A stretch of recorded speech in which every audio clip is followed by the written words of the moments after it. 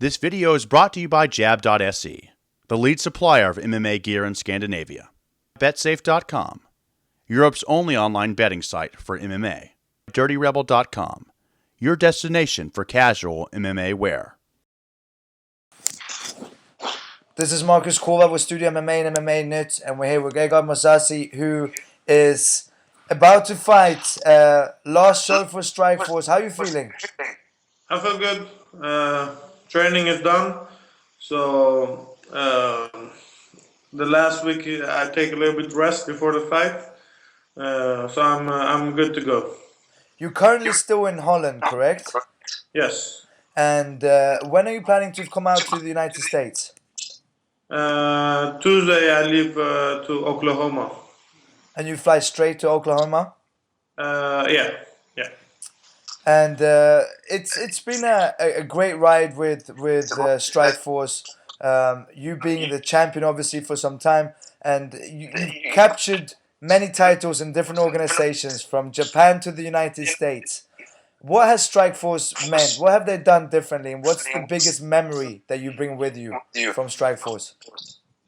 Well, I think being the first fight in US, and I got the title shot and I won, and so it was a good start to start fighting in US. So I'm just happy that I'm also fighting on the last show. So if once the fight is over, is it something that you want to tell Strikeforce? Is it something you want to tell the fans of Strikeforce?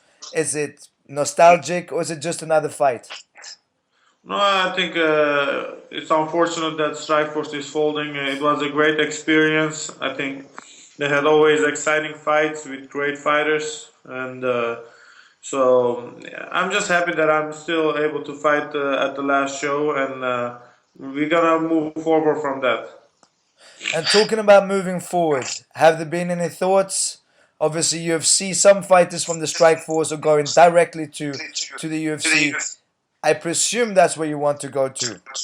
Yeah, for sure. But first thing first, I have to fight 12 January, and the results are important to what the future will hold. And Mike Howe is an experienced fighter. What do you have to say about Mike? Well, he's a dangerous opponent. He's tough. I think people don't give him a lot of credit, but it's gonna be a fun fight. He comes to fight, so it's gonna be a good fight. And say that a great performance. According to some, you're definitely ranked top 10 in the world.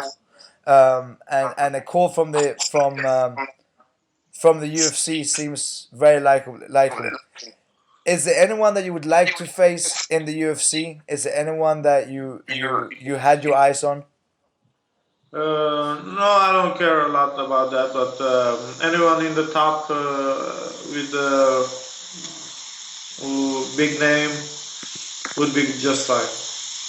Do you feel that it's necessary to put on an extra good performance against Mike Howe because of that? No, not in particular, but I just want to perform well for myself and go from that to bigger things. Yeah. And as you mentioned, Mike Howe is a very, very tough guy. He's fought as a heavyweight before. He's even fought Fabricio Verdum. Coming down now, is it something that it's hard as a fighter when you fight someone that might not have the recognition among the fans, but has the recognition among the other fighters? You know he's a tough guy. Is it like a lose-lose situation, or is it? How does it feel? No, I'm just in Strikeforce there's not a lot of 205ers left, so it makes sense fighting him, and I don't underestimate him. So I did my job in training. I feel like whatever happens in the fight, I've done everything right, so I cannot blame myself. But I feel confident going into the fight, and he's it's the only fight that made sense in Strikeforce. So I'm happy with the fight. Your last fight was over a year ago. It'll be a year and a month, almost exactly, when you fought Oven Sampro in San Diego. We spoke afterwards, and you're a gentleman, you're a sportsman, and you said that you didn't want to say anything, but you weren't feeling too well. I could hear it when you spoke. You had a pretty bad cold. Did you feel that affected your performance against Sampro? Um, I feel like yeah, it's well, it's got. If I say something, it's gonna sound like excuses, but I feel like first round I did well, second round I did well, and the third round. So every round was getting less and less. So I feel like it was more a conditioning problem than. But I felt like the first round I dominated completely. Second round I won still I was the better fighter, and the third round was even. So I feel like it was a matter of conditioning, and so it could have affected it. I cannot say. I don't know. But you also said in a previous interview that you're motivated in ways that you haven't been in a long time. You've had fights you didn't even really train for, that you trained for this fight. Where do you feel the motivation comes from? Well, I 1 year layoff, and I'm taking it more seriously, and I'm more professional. So I have good trainers. I had a good training camp. I feel like I got pushed every time in training, so I feel like I'm in a great shape, and I feel that way. So uh, that's what I meant with not being always in top shape in previous fights. I think this time is different, and the motivation of being able to go to UFC and that 1 year layoff. Um, I think it's a good timing also for me. And a year too many is considered a long time as a layoff in fighting. What's the main reason to you not having been back in the cage for a year? And what have you been doing during that year?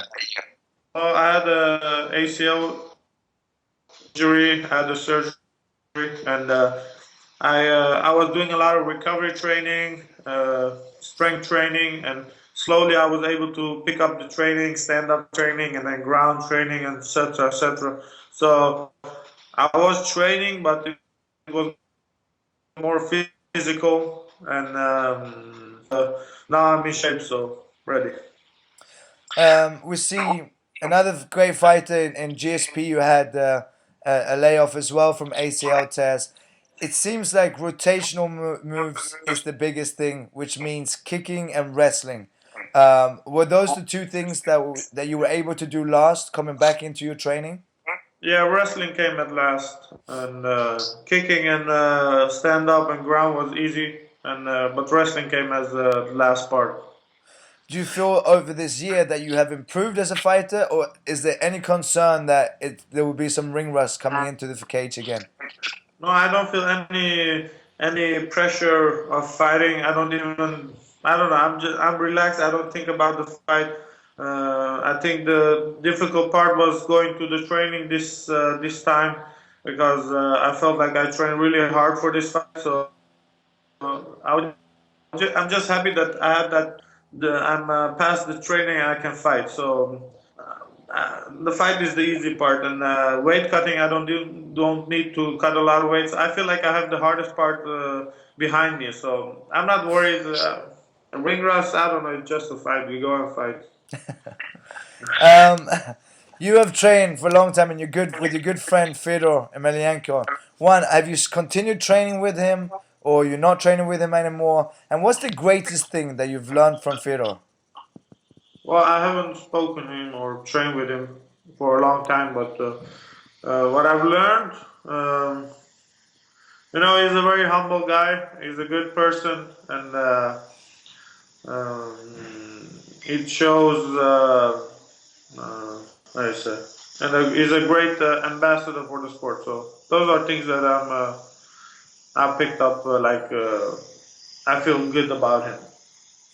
Now, Holland is known for its stand-up, the kickboxing out of Holland, and that's where you grew up, even though you're Armenian, born in Iran. Um, you've been in Holland for so many years. How is the ground game in Holland compared to the amazing stand-up? It's one of the top three countries in the world when it comes to stand-up, if not the greatest. How is ground training in Holland? Well, I think it's good ground. There's good trainers here, but I think the lack of wrestling, that's the most important thing of and a lot of sparring partners. That's what's lacking in MMA. So wrestling and good trainers, and you have some good trainers, but stand up, but not really MMA trainers, and good training partners. But other than that, if you do everything right, if you go, you have a lot of gyms. So Holland is small. So if you do your work, then you don't come short. And where have you been training this past year? Well, for this fight, I prepared. Ishii was here, so I trained with him. I trained a lot with Stefan. There were some sparring partners stand up that came and trained with me. But I was a lot mainly doing strength and conditioning. I was doing in Rotterdam, and a lot of my ground game stuff like that I was doing in another city, Amsterdam. And so I had my training camp here, but basically every time it was different cities. And Stefan is a big guy, and he has. People don't realize how good Stefan is on the ground. For example, he has the most submission attempts in the UFC in the heavyweight division. How did you do with Stefan on the ground? Well, I feel I do good.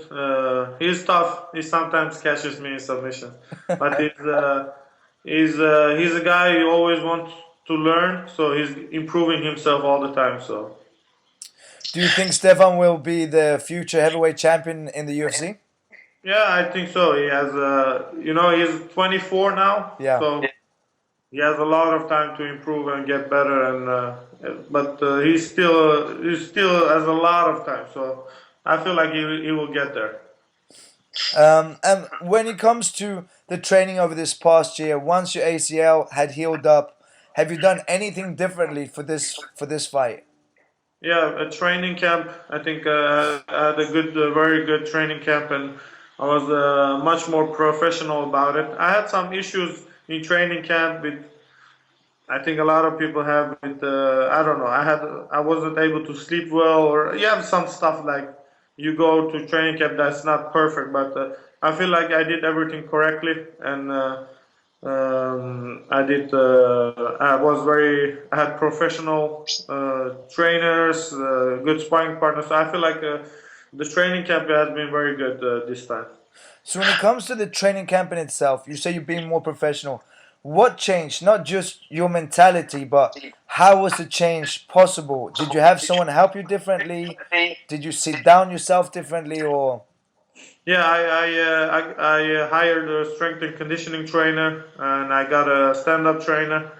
And for my submissions, jiu-jitsu, I was training in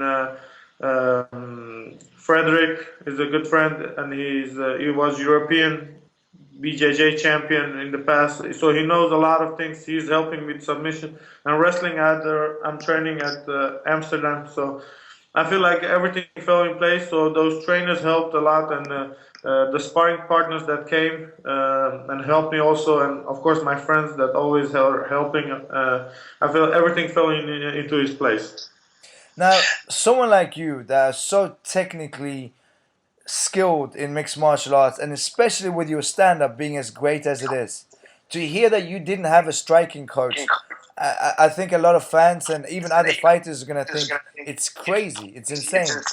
Um, how did you do it? Did you just have people hold pads for you, or? No, for a long time I didn't. You know, uh, for a long time I was doing just running, sparring, and I thought by myself because that's the way old like Chris Doman is an old school guy, and I was doing a lot of ground, but I was how you say I feel like I haven't evolved more as I should have had, but I feel like my stand up was good, but I could have gotten much better if I had more serious training and with coaches, stuff like that. But I didn't came short. And MMA stand up is a lot different. So you can be the best kickboxer, but it's a lot very different. You have small gloves, you have different stands, so it's totally different. And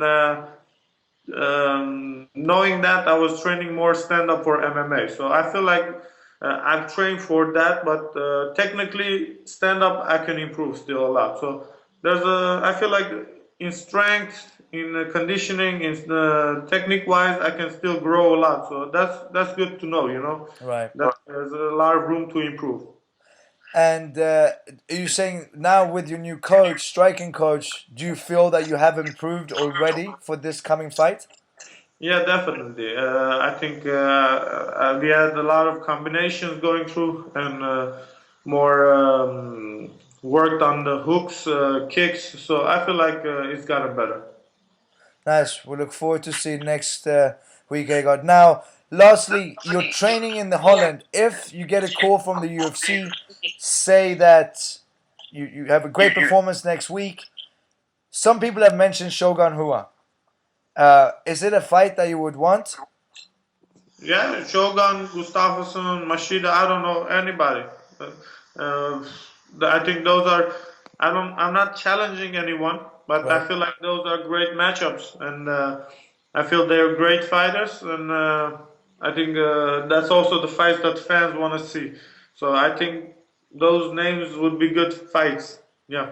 And coming into the UFC, some people talk about the UFC jitters. Coming into, the UFC, it's the biggest crowd, and so on. Now, when you come into the UFC, when you get a call from the UFC, you don't want a tune-up fight. The names you just mentioned are some of the top names in the 205 division of the UFC. You want to take one of the biggest names right away? Yeah, for sure. I don't think I would even get an easier fight because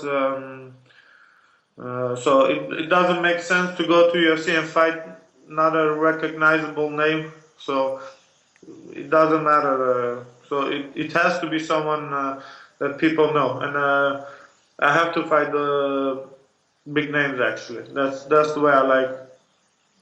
And you said you're not calling anyone out, but is there anyone that you feel I would like to fight this person just because I think it would be a great fight? I think Gustafsson would be a good fight. He's at the top now, and so that would be a good fight. Gustafsson comes from a boxing background. You come from a boxing background. Both of you with an extensive amateur background in boxing. Do you think it would be a stand-up fight? Would it be a boxing match? Yeah, I think it would be more a stand-up fight, but you never know. I think that would be a good fight, but he's one fight, or maybe he's the next contender for the title, so things will go maybe differently. But first, I have this fight, but I think about those fights sometimes. But I have something on 12th January. We go from that. Of course, you have a fight to think of for next weekend. Last question. If the UFC gives you the call, would you change training? Would you come to the United States to train if you were fighting for the UFC? Or would you do like Stefan and spend most of the time in Holland still? Well, there was, there was opportunity also maybe to train with Nate Markout, but there was some issues that didn't make it possible for me to train and do my training camp in US. So if the opportunity is there and there's the things are right, I could come and do my training camp in US. But if I don't feel like there's a if you do your training well and you're mentally good, I don't feel that there's a lot of difference in where you train, as long as you trained as you should have had. True. Now, Nate Marquardt is the main event for the title next week on your card. Any predictions for the fight between Marquardt and Safedin? Well, I think Nate Marquardt will win this one. He looked very good in his last fight, so I think he should be able to win this one. Do you think it will be bittersweet for him to win the title just for an organization that's no longer going to exist? Or does it make it extra special to take a title with you and you will keep it because no one's ever going to take it from you? No, I think no, because he won. If you have the title and you go to UFC, I feel he's gonna be a lot more closer to a title shot. So it's very important to be the champion and stay the champion. Very true. Gegard, thank you very much for the time. We look forward to seeing you January 12th against Mike Cow, and hopefully, and I can't see how not, in the future in the UFC. Thank you for having me. Thank you. Take it. Merci. Merci. Bye-bye. Bye.